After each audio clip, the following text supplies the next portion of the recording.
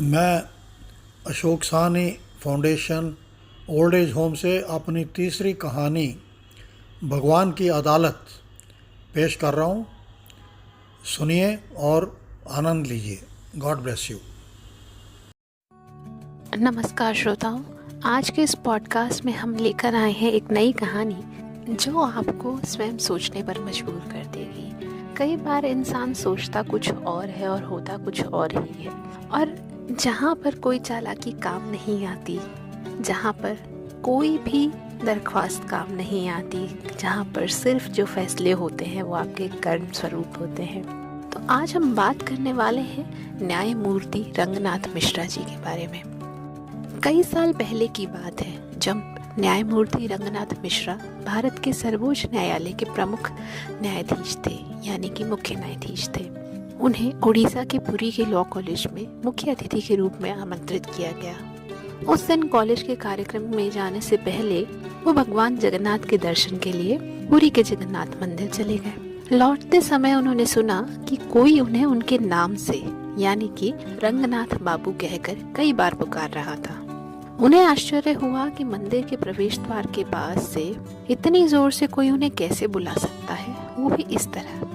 क्योंकि सोचने वाली बात है कि सर्वोच्च न्यायालय का मुख्य न्यायाधीश, या तो उन्हें न्यायाधीश महोदय बोला जाएगा, या माय लॉर्ड बोला जाएगा, या सर कहकर संबोधित किया जाएगा। मंदिर के प्रांगण में कोई उन्हें बुलाए रंगनाथ बाबू, तो ये आम बात तो नहीं थी।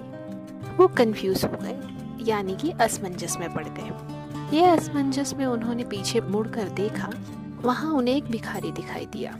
उन्होंने देखा कि एक भिखारी जिसका चेहरा बदसूरत था, जिसे कुष्ठ रोग था और उसके हाथ पैर पर पट्टियां बंधी हुई थी। न्यायमूर्ति मिश्रा ने उससे पूछा कि तुम कौन हो और मुझे ऐसे क्यों बुला रहे हो? पुकारने वाले ने जवाब दिया, सर, आप मुझे याद नहीं कर रहे हैं, मैं कुख्यात कुलिया डाकू हूँ। कुछ साल पहले जब आप उड़ीसा हाई कोर्ट में वकालत कर रहे थे, तब मैं आपका मुवक्किल था। एक डकैती और हत्या के मामले में मुझे निचली अदालत ने आजीवन कठोर कारावास की सजा सुनाई थी, लेकिन आपने मेरे मामले को उड़ीसा हाई कोर्ट में अपील करके मुझे बरी करवा दिया था। लेकिन सच तो ये है कि दोषी मैं ही था, क्योंकि मैंने एक व्यक्ति की हत्या की थी और उसके पैसे और सोना सब लूट लिया था। इसी तरह अन्य मामलों में भी मुझे बिना किसी सजा के रिहा कर दिया गया था। वो आगे बोला, सर, भले ही मुझे इंसानों के न्यायालय में रिहाई मिल गई, लेकिन परमात्मा के न्यायालय में मुझे कड़ी सजा मिली।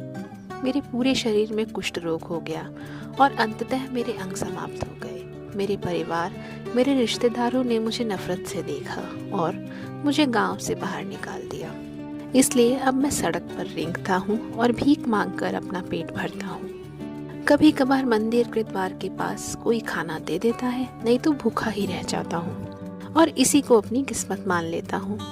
यह सुनकर न्यायमूर्ति मिश्रा ने उसे 100 रुपए का नोट दिया और भारी मन से चुपचाप वहाँ से चले गए। अब लॉ कॉलेज के कार्यक्रम में न्यायमूर्ति मिश्रा ने इस सच्ची घटना को आंसुओं से भरी आंखों के साथ सुनाया। उन्होंने कहा, हम यहाँ न्यायाधीश हैं अपनी बुद्धि के अनुसार किसी को बरी करने या सजा देने के लिए, लेकिन एक और ऊपरी अदालत है जहाँ कोई चालाकी काम नहीं आती और दोषी को निश्चित रूप से सजा जरूर मिलती है।